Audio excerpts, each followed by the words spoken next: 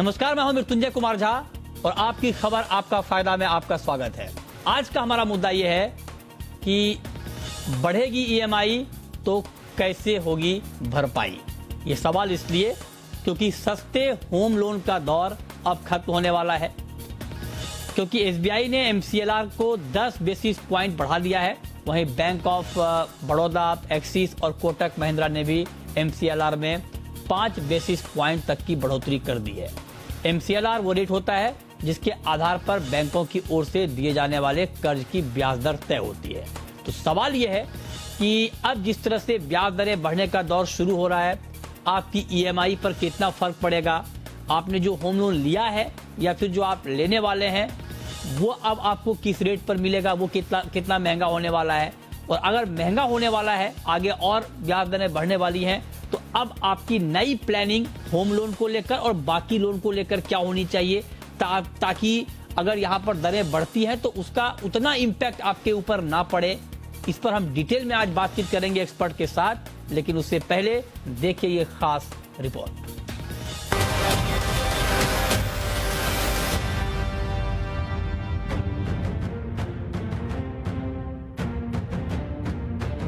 महंगे home loan और car loan के लिए तैयार हो जाइए, क्योंकि देश के सबसे बड़े bank state bank of India के साथ साथ bank of Baroda, axis bank और कोटक महिंद्रा ने मार्जिनल कॉस्ट लेंडिंग रेट यानी एमसीएलआर को 10 बेसिस पॉइंट तक बढ़ा दिया है।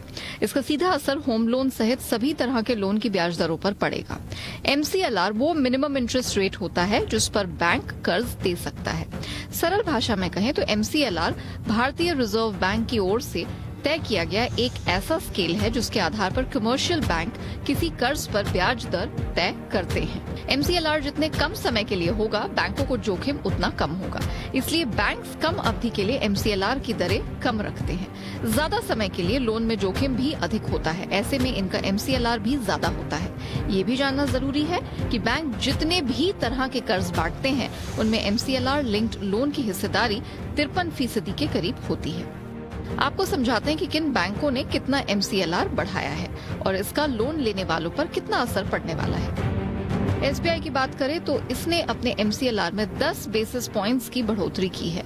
बढ़ी हुई दरें 15 अप्रैल से प्रभावी भी हो गई हैं। बैंक के इस फैसले का सबसे ज्यादा असर होम, ऑटो या पर्सनल लोन लेने वालों पर पड़ेगा। ये सारे लोन महंगे हो जाएंगे और ईएमआई बढ़ जाएगी। एसबीआई ने एक दिन से 3 महीने तक के लिए एमसीएलआर को 6.65% से बढ़ाकर 6.75% कर दिया है। वहीं 6 महीने तक के लिए इसे 6.95% से बढ़ाकर 7.05% कर दिया है। 1 साल के लिए एमसीएलआर की दर 7.1% होगी। वहीं 2 और 3 साल के लिए एमसीएलआर को 7.3% और 7.4% कर दिया है। 3 साल से एसबीआई ने इस रेट में कोई बदलाव नहीं किया था। इसी तरह बैंक ऑफ बड़ौदा, कोटक महिंद्रा और एक्सिस बैंक ने अपने एमसीएलआर में 5 बेसिस पॉइंट्स की बढ़ोतरी की है।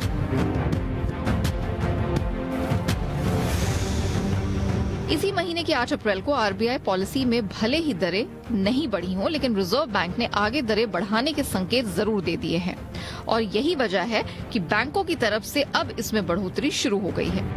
एमसीएलआर बढ़ाने से सभी तरह के कर्ज महंगे होने तय माने जा रहे हैं। ऐसे में घर और कार खरीदारों के लिए अच्छा मौका है कि लोन पर ब्याज दर और बढ़ने से पहले मौके का फायदा उठा ले, वरना नया होम, ऑटो लोन रेट आ जाने के बाद उन्हें महंगी दर पर कर्ज लेना होगा। बैंकों के एमसीएलआर की दर बढ़ाने से एक बात साफ हो गई है कि आने वाले दिनों में आरबीआई पॉलिसी रेट में बदलाव कर सकती है। ब्यूरो रिपोर्ट, जी मीडिया। और चलिए अब चर्चा की शुरुआत करते हैं और आज की चर्चा में हमारे साथ फिरोज अजीज हैं, डिप्टी सीईओ आनंद राठी के। फिरोज अजीज साहब, आपसे मैं जानना चाहता हूं, चूंकि अब इस बात के संकेत मिलने लगे हैं कि आगे ब्याज दरें बढ़ने वाली हैं। ये संकेत आरबीआई की तरफ से भी मिले हैं और बैंकों ने तो देने शुरू ही कर दिए हैं। तो अब आप जरा बताएं कि जिन लोगों ने लोन ले रखा है एमसीएलआर पे, क्या उनको फिक्स रेट पर शिफ्ट कर देना चाहिए क्योंकि आगे तो लोन महंगा होने वाला है, और या उनको अभी इतनी जल्दबाजी नहीं करनी चाहिए, जून तक की पॉलिसी का वेट करना चाहिए? देखिए, मेरे हिसाब से तो ऑफ कोर्स जैसे आपने कहा कि ब्याज दरें बढ़ने की उम्मीद है, 50 पैसे 75 पैसे की रेपो रेट और रिवर्स रेपो पे भी मूवमेंट अपवर्ड्स देखने को मिल सकती है। अब एक लोन बोरोवर जो ऑलरेडी बोरो कर चुके हैं वो उनको क्या करना चाहिए? मेरे हिसाब से जिनकी भी लोन्स हैं उनको कन्वर्ट करके उसको फ्लोटिंग रेट मतलब ओवरड्राफ्ट अकाउंट्स में, होम क्रेडिट अकाउंट्स में कन्वर्ट जरूर करना चाहिए। जब ब्याज दरें ऊपर जाती हैं तो आप अपने जो लोन्स हैं उसको होम क्रेडिट अकाउंट्स में कन्वर्ट करें। That's suggestion 1। Home credit account का मतलब यह है कि अगर मैंने होम लोन 1 करोड़ का लिया हुआ है फॉर एग्जाम्पल, और मेरे पास 5 दिन के लिए 1 लाख रुपए मेरी बैंक अकाउंट में पड़ा है, तो वो 1 लाख रुपए अगर मैं होम क्रेडिट अकाउंट में डाल देता हूं तो उन 5 दिनों के लिए मुझे 1 करोड़ पे ब्याज नहीं लगेगा, 99 लाख पे ब्याज लगेगा। इसको कहते हैं home credit account. Home credit account बहुत एफिशिएंट होते हैं और उससे जो टोटल आपकी जो इंटरेस्ट रेट इंक्रीज होनी है उसकी पूरी आप रिवर्सल कर सकते हैं, क्योंकि लिक्विडिटी हमेशा एक इंसान के पास रहती है। So that's first suggestion. दूसरा, अगर आप फिक्स्ड रेट पे जाते हैं तो ये मत कहिए, ये मत सोचिए कि बैंक आपको सेम भाव पे फिक्स्ड रेट दे देगी। वो जब आपको फिक्स्ड रेट बैंक देगी, ऑफर करेगी, तो ½ % ज्यादा ही लेगी। तो ऑटोमेटिकली एज्यूम कर लेती है कि ½% तो ज्यादा ब्याज लगेगा ही लगेगा, तो उसी में आपका खर्चा बढ़ जाता है। अच्छा। दूसरा, अगर वो फिक्स्ड भी करती है तो 2 साल के लिए, फॉर एग्जांपल HDFC अपने होम लोन को 2 साल के लिए फिक्स्ड करती है और एक्सिस तो 12% पे फिक्स करती है पूरे लोन टेन्योर पे। So what a bank does is they charge you more when you go for a fixed rate, so it takes away the sole point. तो आप ये सुझाव दे रहे हैं कि लोन को फिक्स रेट पर शिफ्ट ना कराएं, आप ये कह रहे हैं सर?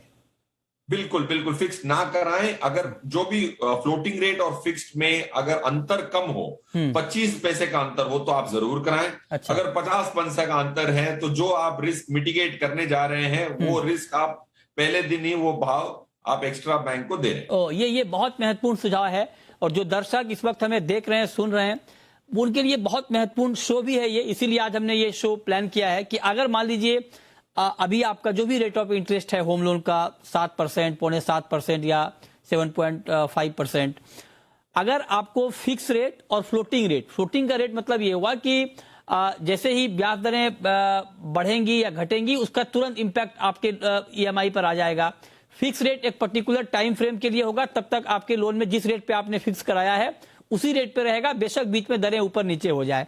अगर फिक्स रेट और फ्लोटिंग रेट के बीच, जो अजीत साहब कह रहे हैं कि 25 बेसिस पॉइंट तक का अंतर हो, कि मान लीजिए आपका जो फ्लोटिंग जिसपे आपने होम लोन लिया है फ्लोटिंग है और वो 7% पे है, और फिक्स में आप जा रहे हैं कि 7.25% है, अगर 25 बेसिस पॉइंट का फर्क हो तो आप शिफ्ट करा सकते हैं, तब आपको फायदा हो सकता है। लेकिन इससे अगर ज्यादा है, मान लीजिए आपका फ्लोटिंग रेट 7% है और फिक्स रेट 7.4 या 7.5% है, तब आपके लिए शिफ्ट कराना फायदेमंद नहीं होगा, क्योंकि शिफ्टिंग का एक चार्ज भी आपको पे करना होता है, तो उसी वक्त आपको उसका नुकसान हो जाएगा। ये सुझाव अजीत साहब ने दिया, जो कि बहुत महत्वपूर्ण सुझाव है। फिरोज जी, अब मैं आपसे पूछना चाहता हूं सर कि अब चूंकि ये दरों में बढ़ोतरी का दौर अब शुरू हो गया है और आगे और होना है, तो इसको कंपनसेट कैसे किया जाए? क्योंकि भाई जिन लोगों ने मान लीजिए 7.25%, 6.8%, 6.9% पर जिनका लोन है, उनकी EMI अगर बढ़ जाती है, उनका इंटरेस्ट बढ़ जाता है, तो उसको कंपनसेट करने का क्या तरीका है सर? देखिए, 2-3 तरीके हैं। पहली बात तो ये है कि अगर थोड़ा सा ब्याज बढ़ता है तो ये जो ब्याज है उसको कॉम्पनसेट करने के लिए मैंने तो हमेशा लोगों से यही कहा है कि आप अगर होम लोन लेते हैं तो आपकी EMI जितनी भी है उसका 10% आपको इन्वेस्टिंग करनी है।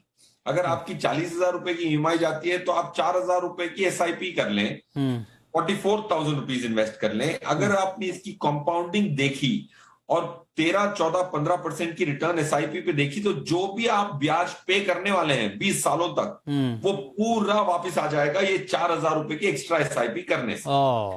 yes. तो ये आप आंकड़ा आप देखेंगे तो आपकी ना सिर्फ ब्याज बट आपका ओवरऑल कैपिटल जो पे किया वो भी लाने की क्षमता रखता है, ओनली 10% ऑफ द EMI।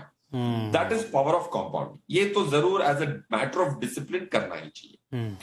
दूसरा, आपको इतना फिक्र नहीं करना चाहिए, क्योंकि ये 0.1% का जो इंक्रीज है, ये 2% घटा है तो 2% वापस ऊपर जा सकता है, 2.5% नहीं जा सकता, क्योंकि रेपो रेट घटा है। रेपो रेट घटा है, बट आपकी जो 3 साल पहले होम की दरें थी वो 1% ही घटी है। 5% ही बैंकों ने पास किया है। ठीक बात। बैंकों ने 2.5% पास नहीं किया है, तो वापस 2.5% ले नहीं पाएंगे।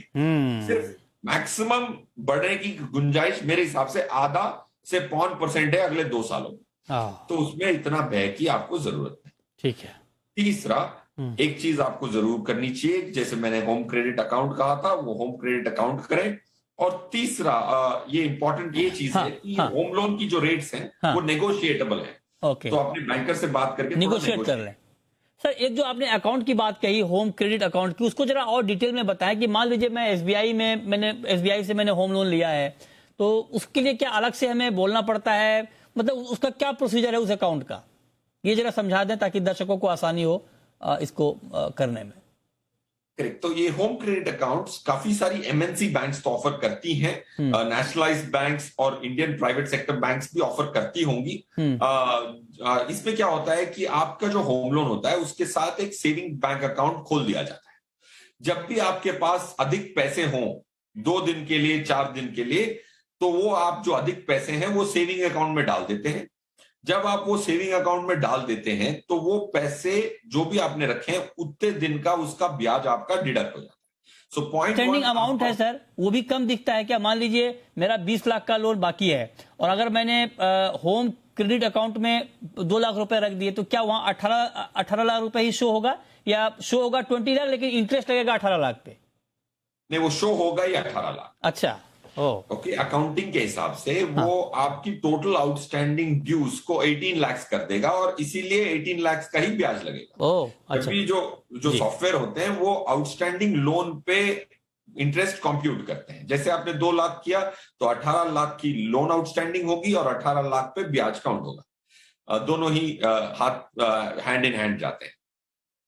ये फैसिलिटी आपने कहा कि बहुत सारी बैंकों, मतलब अगर मैं आपसे पूछूं कि क्या सारे बैंकों में है ये सुविधा, तो आप क्या कहेंगे? जहां तक कि मेरी जानकारी है, पूरी एमएनसी बैंक्स तो इसको ऑफर करती हैं as a service. Indian private sector bank में 2 बैंकों से मेरी बात हो रखी है, तो वहां है। नेशनलाइज्ड बैंक्स में ये सुविधा प्राप्त है कि नहीं है, ये इसकी जानकारी मुझे आज नहीं। ठीक है, बहुत शुक्रिया रुंगटा जी आपका, फिरोज जी आपका, हमारे साथ इस खास चर्चा में जुड़ने के लिए और डिटेल में बताने के लिए। अब जिस तरह से कर्ज महंगा होने वाला है तो उसके बाद आपकी प्लानिंग क्या होनी चाहिए। तो फिलहाल इस खास शो में इतना ही। छोटा सा ब्रेक के बाद भी खबरें जारी हैं। नमस्कार।